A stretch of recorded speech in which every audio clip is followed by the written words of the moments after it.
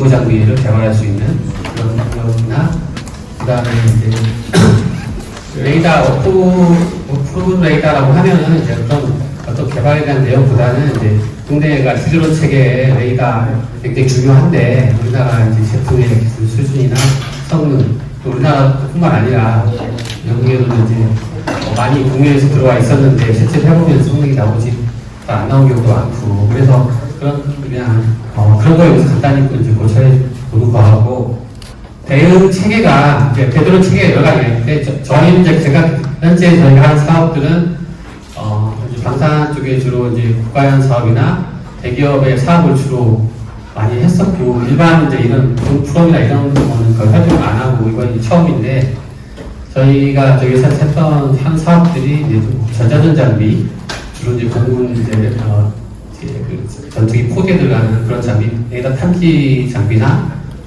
통신 모듈. 최근에는 이제 A사 레이더 이제 수출하는 천봉투 레이더 이런 데 들어가는 통신 모듈이나 어떤 제어기, 그다음에 레이더 시험 장비 이런 걸 개발하고 있고요. 그래서 이제 그런 걸 말씀드린 이유는 이제 레이더도 저희도 이제 개발을 하려고 하고, 새로운 신규 아이템으로 이제 제모나 이런 것들을 하려고 할 때 그런 백그라운드 기술이 어느 정도 보유하고 있다, 이런 말씀을 드리려고 하는 겁니다. 그래서 많은 사람들이 레드론체나 레이더에서 많은 분야에 진출을 하지만, 실제로 어떤 프로토 장비가 여러 업체를 통하든 자체 기술로 하든 개발되지만, 실제로 원천 기술이나 이런 게 확보가 되지 않으면, 장비 기술은 센서기 때문에 고도화돼야 되고, 하드웨어도 고도화돼야 되고, 알고리즘도 고도화돼야 되는데, 그런 것들이 이제 그런 관련 업체에서 종합적인 기술이 가지고 있지 않거나, 그래서 정체돼 있어가지고 이제 현장에서 실험하면서 고도화되거나, RCS 소형화에 대응하거나, 여러 가지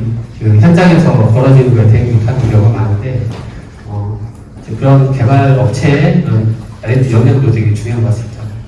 그런 면에서 한번 봐주시면, 저희는 이제 방산 한 15년, 회사는 20년 됐고요. 방산부에서는 한 15년에 있었는데, 여기 보시면 초창기에 이제 국가연하고 테크렌트 레이더 탐지 테크렌트 포드에 들어가서 최초 국산하면서 이제 방산에 들어와서 국가연 과제 위주로 다양한 전자전 장비, 이제 레이더 탐지 장비 사업을 주로 해왔고요.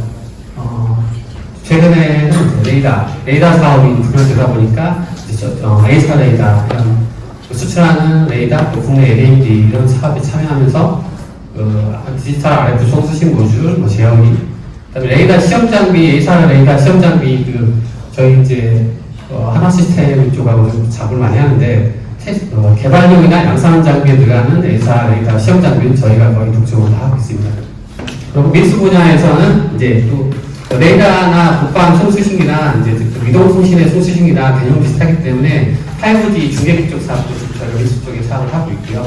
제머를 최근에 작년부터 이제 갑자기 이제 제머 기술이 제머 사업을 하게 됐는데, 제머 쪽 사업에는 저희가 좀 진출을 하지 않았었습니다. 왜냐하면 기존의 제머는 액티브 제머, 노이즈 생성해서 하는 제머 방식으로 하는 제머들은 여러 업체들이 많이 잘 하고 있고, 그래서 차량용 제머나 드론 제머 이런 거는 저희가 관심이 없었는데, 이제 제머도 그렇게 신호의 전파 환경을 고려하지 않고 이렇게 블라인드로 재미를 때리게 되면 되게 비효율적이고, 또 광대형 신호에 대응하기 어렵거든요. 그래서 한 10년 전부터 외국에서는 반응형 제머, 리스판스 제머라고 해서 전장의 스펙트럼 환경을 잘 보고 그 데이터를 기반으로 재미를 효율적으로 하는 그런 기술이 있었는데, 이제 저희가 한 4, 5년 전에 미국 과제를 하고, 그동안에 이제 국내 사업들이 모든 사업이 반응형 제머나 저희가 하는 사업은 RF 요구사항에서 빠지고 기존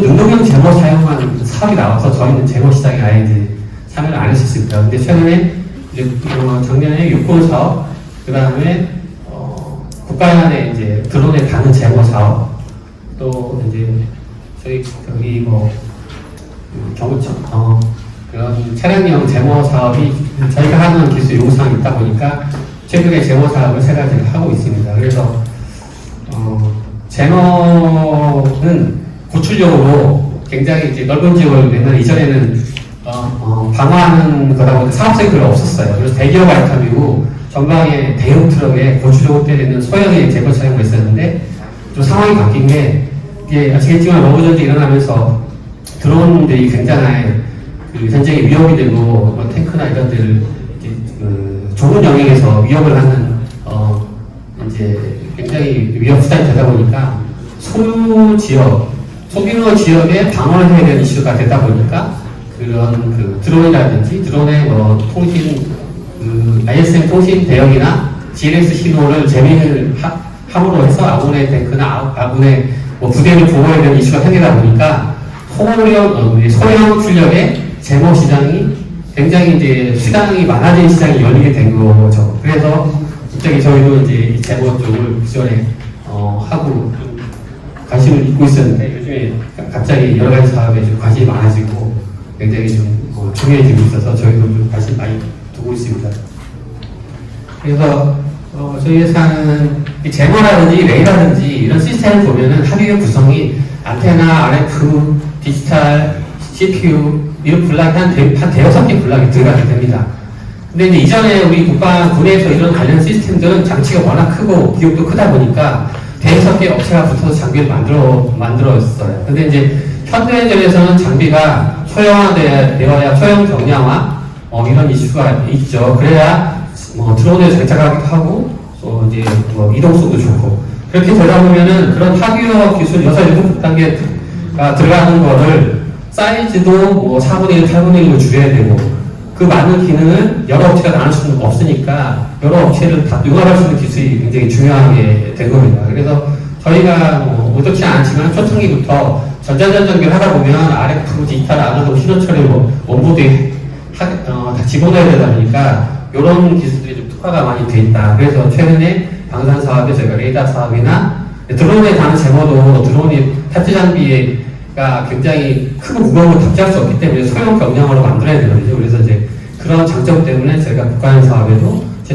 참여를 하게 돼갖고 드론이라는 제품도 개발하고 있고 이렇게 기술을 좀 이해하시면 되겠습니다.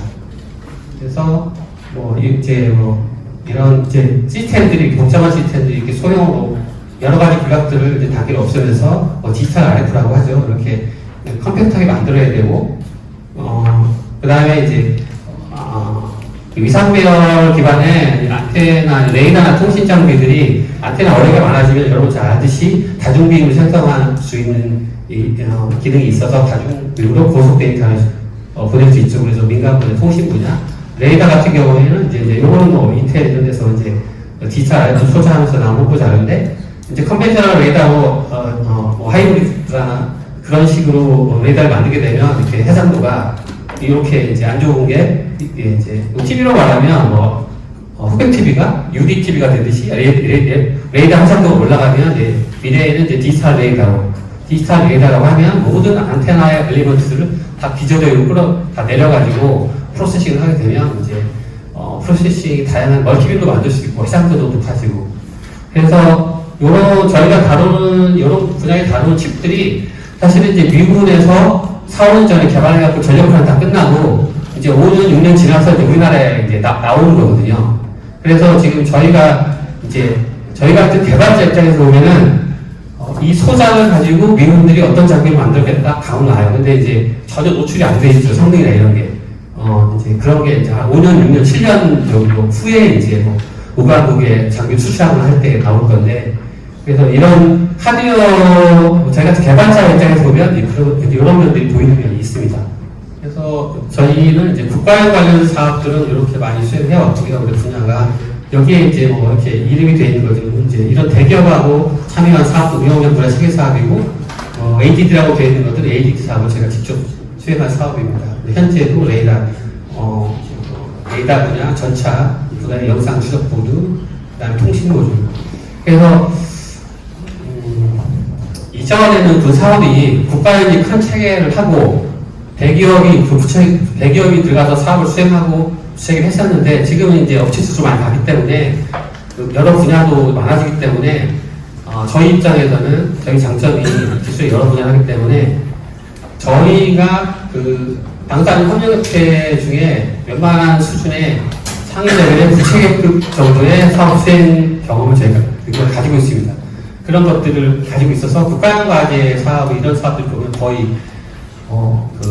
임무장비, 통합장비, 시험 지원 장비도 다 하게 돼 있거든요. 그래서 앞으로는 이제 저희가 이제 군 쪽의 사업에 있어서는 대기업의 일부 부체계까지도 하는 사업을 좀 하고 싶어 하고, 이제 민간이나 이제 분야나 이제 큰 시스템의 대기업의 이제 서브 블락 시험 장비도 있지만, 이제 저희가 그 대기업이 하지 못하는 소규모의 데드론 레이더나 제머나 스캐너나 관련 장비들은 저희가 이제 자체적으로 전체를 좀 할 가능성이 할 수 있거든요.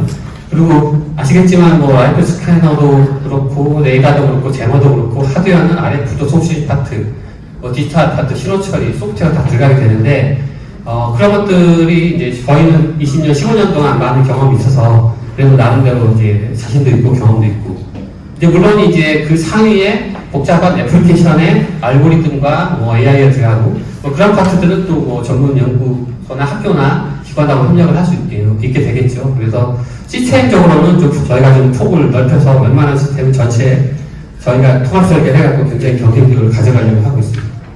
그래서 이제 RF부터 전체 인력을 저희가 이제 다 보유하고 있는 좀 이제 국방 벤처 업체 중에서는 좀 독특하죠. 저희는 그래서 거의 그 하드웨어 장비나 시스템 할 때 아웃소싱을 거의 하지 않습니다. 이제 회사 얘기를 이렇게 했고요. 왜 그러냐면 이제 이런 이부 장비나 이런 레이더도 결국 국산화를 하고 국내에 기술로 만들어야 되는데, 그럼 그런 장비를 국내 업체가 진짜 할 수 있느냐, 중소업체가, 그런 의심이 있을 수 있어서 제가 좀 소개드렸고요. 요 개념은 그냥 개념만 말씀드리면, 이제 요즘에 이런 데드론 체계, 안티드론 레이더가 굉장히 중요한데, 이제 군이나 민에서 필요한 요구 수준의 드론을 잡으면 CS라든지 클러스터 제거 능력이나 또 그 안테나 프로세싱 타입 여러 가지가 지금 요구하는 수준 대비는 굉장히 부족한 게 맞습니다. 그래서 이제 이런 개념들을 생각해 보는 거죠.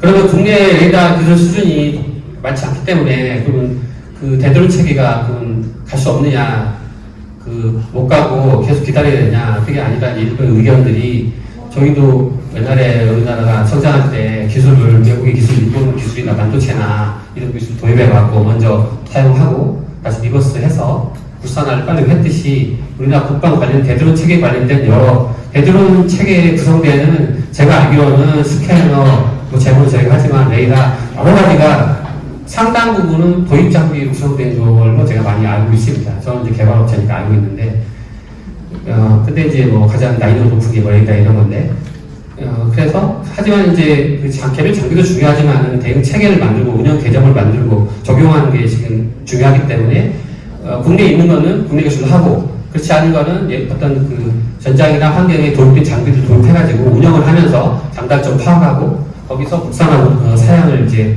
더 정해갖고 국산화를 가는, 이렇게 투스텝으로 가는 게 좋은 전략 중에 하나일 수도 있다. 그런 얘기가 있어서 말씀드린 겁니다. 그래서 이제 그런 의미를 말씀드린 거고요.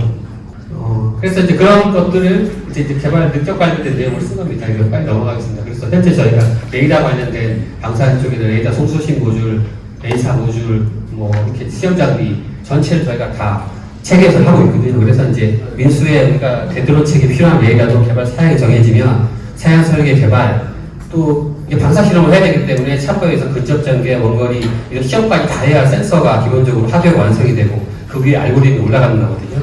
그런 면에서 또 준비되어 있다, 이렇게 말씀드리겠습니다.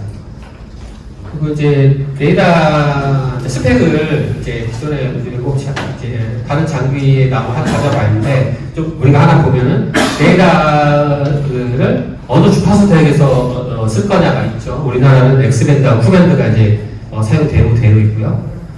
근데 이제 이런 것들이 잘 개발이 안 되고 어려운 이유가, 기존의 ISM 밴드나 24기가나 60기가, 70기가는 원칙으로 반도체 소자에서 제공하는 게 많아가지고 구현이 쉬운데, 요 대역들은 다 디스크릿을 만들어야 되거든요.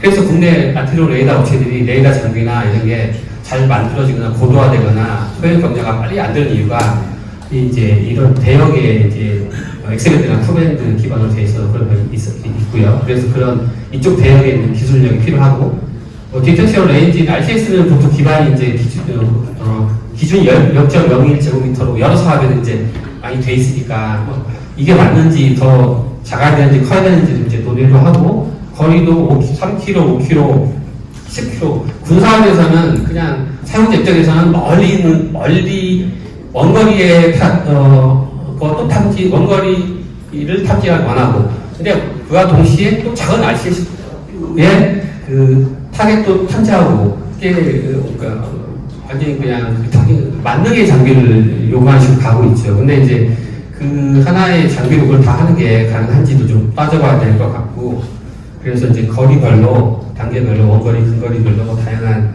그 성능을 정의해가지고 서로 협력, 규정하는 게 맞을 것 같다는 생각을 들고요. 그 다음에 이제 예를 들어서 이제 기존의 레이더는 또 이렇게 블라인드 스팟 이런 게 있습니다. 그래서 200m 안쪽까지는 또 탐지를 못하고 그 떨어진 그 밖에만 영역을 탐지한다든지. 근데 군에서는 원거리 그 방어 영역을 넓게 하는 데서 우리가 있지만, 민간 분야에서는 내 건물 100m 안에서는 내가 블라인드다 그러면 또 문제가 되지 않습니까? 그 안에까지 접근해갖고 띄울 수 있기 때문에 그런 이슈도 좀 있는 거고요. 그 다음에 이제 안테나 수입, 이제 범위 이런 것도 있겠죠. 상하적으로 어느 정도 폭을 갖고 하느냐. 그 다음에 이제 제가 또 보는 것 중에 하나는 이런 것들이 사실 숨어 있어요. 레이더가 탐지를 해갖고 쏘고 받아서 시로처에서 딱 화면에 이제 결과를 내는 데까지가 하나의 스캔 타임이라고 하면, 이게 지금 뭐 예를 들어서 5초다, 3초다 이렇게 되면 굉장히 멀리 있는 그 타겟 탐지할 때는 충분합니다. 3초, 5초 사이 얼마 이동을 안 하니까. 근데 1km 이내나 근처에서 굉장히 빠르게 그 드론이 이동하면 3초, 5초가 되는 업데이트 타임을 가진 레이더는 못 잡는 겁니다. 여기서 여기 딱 쏘고 잡고 결과 나올 때까지 3초 걸리는데 지나가 버렸어요. 그래서 사실 이런 것들이 그게 왜 이제 표현이 안 돼 있냐면 이게 어렵거든요. 알고리즘을 대부분은 레이더들이 제가 알겠지만 저 책의 업체도 기본에 이제 탐지 프론트엔드에서 온 다음에 알고리즘을 거의 GSP나 GPU를 돌립니다. 근데 이제 GPU가 빠를 것 같지만은 이게 탐지 레이더 대포도 그 데이터에 따라서 굉장히 시간이 걸리거든요. 그래서 제가 대전의 모범체 사장님도 이제 해안감시 레이더를 만들었는데 GPU로 만들었어요. 이제 소프트웨어 하시는 분이니까. 근데 이제 알고리즘을 올려서 결과 나올 때까지 1초가 너무 오래 걸리기 때문에 그 대표님도 PGM을 바꾸거나 알고리즘을 굉장히 고속으로 돌리는 그런 레이더를 해야 되겠다 넘어가고 있어요. 그래서 이게 맞는지도 이렇게 따져볼 문제입니다. 운영시간을 해보면 알 건데, 이게 이제 5초가 충분한지, 3초면 될 건지, 1초 이내에 나와야 되는지, 이런 것들도 사실은 이제, 이런 그 협회 만들어서 어떤 시험을 하고 할 때 굉장히 중요한 이제 팩터가 되겠습니다. 추정력이 떨어지는 거거든요. 고속으로 들어가는, 그 드론들 내 앞에서 그 근거리에서 고속 기동을 하면, 저기 스캔, 업데이트 타임이 느린 레이더는 사실은 엄청 잘 못하게 되는 거죠. 그 다음에 이제 이제 거리 문제도, 거리 같은 거 알려진 이제 있으시고요. 그 다음에 이제 저희가 하는 제너가 또 이제 궤도론 책이 하나의 제너가 되니까, 제너가 옛날에는 이렇게 이제 버라지 제밍이라고 해서 액티브 제너였거든요. 전파 대역이 있으면 그냥 노이즈를 일괄적으로 쏘는 겁니다. 다 덮는 거죠. 근데 이제 신호는 이렇게 한 두 군데만 있는데 비료물 데까지 덮다 보니까 효율이 떨어지게 되는 겁니다. 그래서 이제 최근에 나온 게 반응형 제밍이나 리액티브 디스판스 제밍, 이제 이런 것들 용어가 이제 있는데, 그런 기술을 쓰면 이렇게 신호가 존재하는, 위협 신호가 존재하는 대역에만 제밍 신호가 가기 때문에 전력비율에서 되게 효과가 적이죠. 그래서 이제 저희가 최근에 하는 제모들은 이제 신호 처리 기반으로 FPGA로 제밍 신호를 발생하기 때문에 이 기능과 이 기능을 다 지원하고, 버라지로 동작할 수도 있고 리스판스도 할 수도 있고, 두 개를 조합해서 하이브리드도 하기도 하고. 그래서 이런 식으로 가는 이제 스마트 제머들이 이제 국가나 정부 사업에서는 이제 반응형 제어나 이 기능이 요구사항이 있고요. 근데 기존에 그 외에 다른 사업들은 사실은 전부 다 요구사항이 요 제어 기능만 있었습니다. 그래서 제가 앞에 말씀드렸듯이 그래서 요 사업에는 저희가 참여를 안 했었던 거고요. 기술이 사실은 저희가 볼 때 단순한 거라서. 그래서 지금은 이제 저희가 그러니까 드론에 달아서 운영하는 제어나 기상 이제 군에서 하는 제어들은 다 요구사항이 요 기능이 돼 있어서 요구를 하고 있고요. 그러고 제밍 신호도 옛날에는 아날로그 방식으로 노이즈만 만들었다 그러면 다양한 신호를 만들 수가 있습니다. 멀티톤으로 만들 수도 있고, 이렇게 수입하는 소리도 할 수도 있고, 노이즈 제밍을 할 수도 있고, 어떤 변조 방식으로 만들 수도 있고, 이런 식으로 이제 제밍 패턴을 자유 소프트웨어적으로 우리가 조절하듯이 그런 식으로 가능한 식으로 이제 저희 구역이 다 하고 있고요. 그다음에 이제 또 아군 보호, 재밍을 하더라도 이제 미리 등록되어 있는 아군이 통신하는 내역은 보호하는 기능이 요구되어 있거든요. 그래서 이제 그런 기능도 이제 제모하는 중에. 그래서 저희가 이제 아까 지금 한 3가지 정도 얘기하면 저희가 차량용, 이제 그 저기 민군과 제하는 제모, 이런 시스템을 하고 있고요. 여기도 요구사항이 능동형, 반응형 하이브리드 다 요구사항이 들어가 있고요. 그다음에 도약 신호. 우리나라 이제 제가 알기로는 기존에 우리나라 제모들이 호핑하는 무전기에 대해서 재밍을 잘 못하고 있는 걸 알고 있습니다. 실제로 저 전방에 이제 북한인 분이 쓰거나 그런 그런 도약 방식을 쓰는데 아군 통신 무전기가 시험을 해봤을 때 기존의 액티브 방식은 재밍이 안 되거든요. 문제가 돼가지고 이제 그 도약을 초에 한 1000억 정도 한다 그러면 그 추적해서 하면서 재밍하는 그런 기능도 저희 최근 제모에는 포함되어 있습니다. 이 차량용으로 이제 하는 이런 제모도 좀 하고 있고요. 이거는 이제 그런 게 있었어요. 저희가 이제 그 북한의 무기인기 위협이 이전 정부에 청와대까지 막 돌아다니고 했을 때 그게 이제 전방에서는 국지방공 레이더 탐지했는데 그거 지나가 버리면 또 놓치지 않습니까? 그러면 또 사라지는 거예요. 그걸 이제 못 찾는 거죠. 그 다음에 이제 저희 그 근처까지 와갖고 몇 킬로 안에 왔을 때 누가 보게 돼갖고 저희 대드론 체계가 예를 들어서 기동을 한다. 근데 대드론 체계가 레이더가 3km, 5km다. 그러면 그 위협 드론이 거기 딱 벗어나 버리면 또 놓쳐버리는 거예요.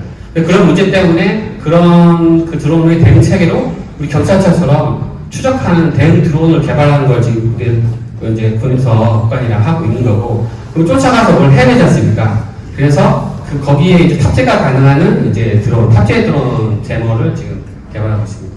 요거는 이제 전자전기에 이제 제모, 요즘 들어보신 분도 계실 건데, 이제 제모를 이렇게 그냥 그 하나의 손으로 불어다기 쏘는 게 아니라 이제 A사 레이더의 그런 빔포밍 기술을 적용해서 재밍을 쏘는데 10개, 20개를 동시에 쏘거나 아니면 하나의 빔으로 멀리 있는 걸 샤프하게 쏘거나 이런 이제 빔포밍 방식의 제모 이런 요구사항 선행 과제로 해서 저희가 이제 개발한 거고요.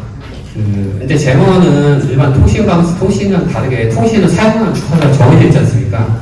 근데 제모는 전자전에서는 대역이 2에서 18기가 되게 넓기 때문에 광대역을 어떻게 빠르게 하느냐가 이슈거든요. 근데 0.5에서 지금 전자전 분야가 18기가였는데 지금 40기가까지 보거든요.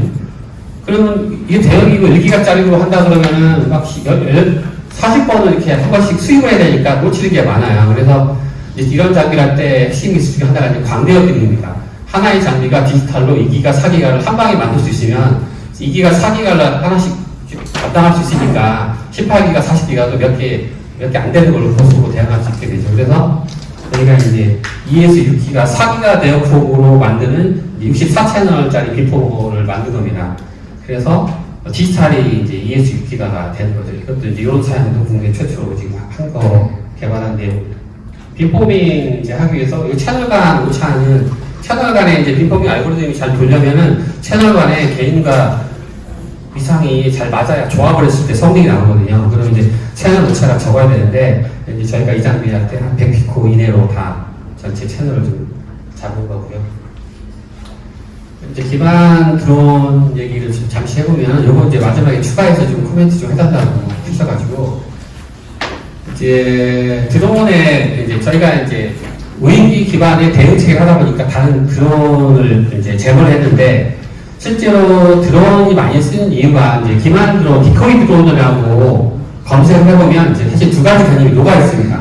하나는 그냥 드론 자체가 이제 미슬 같은 경우 보면 미슬을 이제 이란에서 이스라엘 미슬 쏘는데 그 미사일이 비싸잖아요. 그래서 드론을 같이 보내면은 이제 그 비싼 미사일처럼 걔들이 판단해서 이스라엘 방공망 고가 미사일들이 이제 싼 드론에 소비가 되는 거죠. 그래서 그 자체가 그냥 그 국가의 그 위험처럼 인식을 해갖고 하는 그런 기반의 드론이 있고요. 근데 이제 그 다음에 이제 그 아래 좀 기능이 있는 여기 이제 MALD 이런 거가 이제 미군에서 하는 건데 그 챔프 같은 거죠. 우리 영화에서 보면은 전투기 가는데 저기가 팍 미사일 쐈을 때 저희 레이더 라도 걸리잖아요. 미사일 쏜 거를. 그럼 뭐 이렇게 딱 누르면 그건 패시브한 건데 이렇게 나가는데 이제 그렇게 하는 게 아니라 이제 드론을 소형 드론을 발사하는 겁니다. 발사해서 걔가 뭐 하냐면 우리 내 아군 전투기를 탐지하기 전투기 있는데 탐지하기 있는 레이더식으로 받아가지고 약간 기만을 해서 RF 신호를 좀 변형을 해서 주면은 이제 그놈을 오인하거나 다른 쪽으로 유도하는 그런 용도로 이제 드론을 쓰기도 합니다. 최근에는 이제 그게 가능해졌죠. 그렇게 그런 기능, DRF 기능이나 기반 레이더 기능을 작은 사이즈에 넣을 수 있는 이제 기술이 발달되다 보니까 그래서 이제 그런 이제 두 가지가 있습니다. 그래서 레이더 교란, 요게 아까 이제 RF로 하는 그 DRF 이런 거고 다른 것들은 그냥 그 자체가 드론 자체를 가지고 비싼 이제 대공 미사일을 소모하는 두 가지 개념이 좀 섞여 있습니다. 근데 요거 이제 요게 그냥 그림이 재밌어서 이제 말씀드리면 이런 거죠. 우리가 이제 전투기가 이렇게 들어가면 저기 방공 레이더가 탑재하게 되면 미술을 쏘죠. 쏘게 되면 이제 여기서 타겟팅이 되고 나한테 미사일이 오는 걸 알게 되면 여기서 기만 드론을 쭉 쏘면은 빠져나가면 얘가 이 레이더 신호를 잡은 걸 다시 반사해가지고 여기서 반사된 것처럼 유도하는 거죠. 그래가지고 이제 전투기를 보호할 수 있는 이게 이제 기만 드론의 하나 예입니다. 근데 이런 걸 어떤 때 쓸 수도 있냐면은 이제 또 저기에 그 레이더만 있을 때 그 레이더가 수량이 있을 거 아니에요, 한정되게. 그럼 거기다 기만 드론을 쏴가지고 DRF 길을 놓아갖고 날아가면 저게 방공망에서는 저희 전투기들이 여러 개들이 기만 드론 수만큼들이 여기저기 이제 출몰한 것처럼 보여줄 수가 있어요. 그리고 레이더라는 게 동시에 추적하는 게 한계가 있기 때문에 그 다음에 이제 중요한 전략자산이 가서 공격하거나 이런 용도로 쓸 수가 있겠죠. 그래서 이제 기만 드론이 이제 레이더 기만 드론이 그런 개념이라고 한 건 저희가 보는 거고요. 이제 운영 방법은 이렇게 되는 겁니다. 저 레이더에서 쏜 거를 받아가지고 내가 약간 이거를 이제 신호를 이제 왜곡해하고 다시 쏴주면은 이제 얘가 볼 때는 큰 이렇게 전투기에서 이제 반사하는 것좀 보이기 때문에 드론을 쫓아가는 거죠. 전투기 쫓아가는 게 아니라. 그래서 이제 그게 이제 요 주제를 얘기한 거는 이제 이런 것들을 이제 드론에 탑재해가지고 기만형 드론기를 이제 운용을 하는데 군에서 이제 효용수 있기 때문에 얘기를 한 거고. 그러면 이제 기마 지능형이라고 쓴 이유는 이제 몇 가지 기능을 복합적으로 융합할 수가 있습니다. 그래서 아까 말씀하신 DRFM 이게 이제 레이더 신호를 받아서 좀 위장신호를 주는 기반하는 기능이 있고요.